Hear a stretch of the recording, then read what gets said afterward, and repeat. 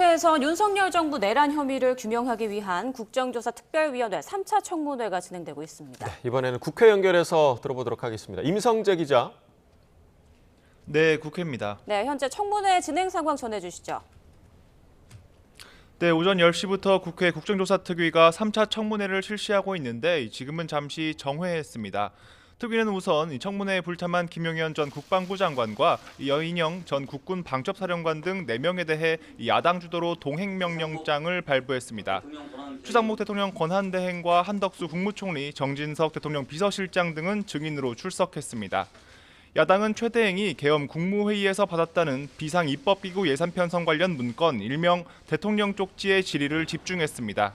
특히 당시 최대행이 문건을 받은 구체적인 경위와 내용 그리고 윤 대통령의 지시라고 생각하지 않았는지 등을 캐물었습니다.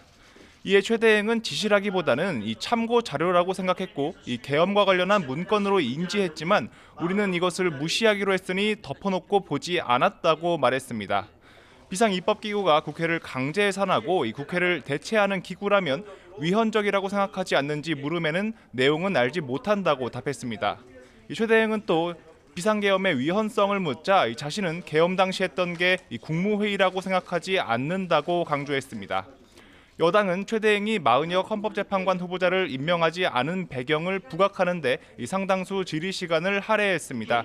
민주당의 주장과 달리 마 후보자에 대해선 여야 합의가 없었다는 취지입니다. 여기에 최대행은 지금이라도 여야가 합의해주면 임명을 하겠다며 기존 입장을 유지했습니다.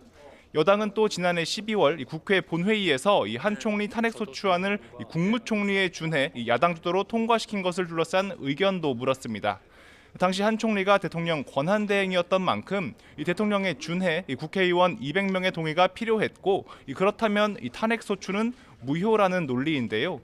한 대행은 헌재가 하루빨리 의결종족수 등의 결정을 해야 한다며 관련 의견을 정식 문서로 제시하고 있다고 답변했습니다. 네, 또 청문회장 밖에서도 여야가 헌법재판소를 두고 공방을 벌였다고요? 네, 국민의힘은 헌법재판소의 공정성 문제를 파고들었습니다. 권영세 비대위원장은 신년 기자간담회에서 많은 국민께서 헌재 탄핵 심판의 공정성과 헌법재판관의 이념적 편향성을 우려하고 있다고 목소리를 높였습니다. 앞선 비대위 회의에서도 윤 대통령 탄핵 심판을 무리하게 밀어붙이고 대통령 변호인단의 증인과 증거 신청을 대거 기각하는 등 편파적인 모습을 보이고 있다고 주장했습니다. 반면 한덕수 총리 탄핵 심판의 경우 긴급하게 결론 낼 필요가 있는데도 헌재가 늑장을 부리고 있다는 게 여당의 지적인데요. 권성동 원내대표는 비대위 회의에서 윤 대통령 탄핵 심판과 비교하면 형평성에 크게 어긋난다며 졸속 탄핵을 즉시 각하하라고 요구했습니다. 민주당은 그러나 수많은 증인과 증언으로 내란 사태의 진상이 밝혀지고 있다고 반박했습니다.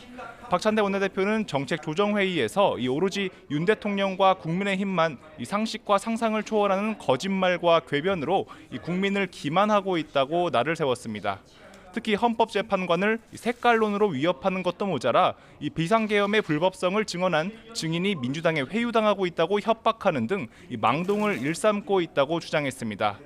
진성준 정책위의장은 윤 대통령의 강성 지지층을 겨냥하는 발언을 내놨습니다. 진 정책위의장은 일부 극우 세력이 윤 대통령 탄핵 찬성 입장을 내비친 일반인의 신상을 유포하고 협박하는 일까지 벌이고 있다며 이들을 색출해 법과 원칙에 따라 엄중하게 처벌해야 한다고 촉구했습니다. 지금까지 국회에서 YTN 임성재입니다.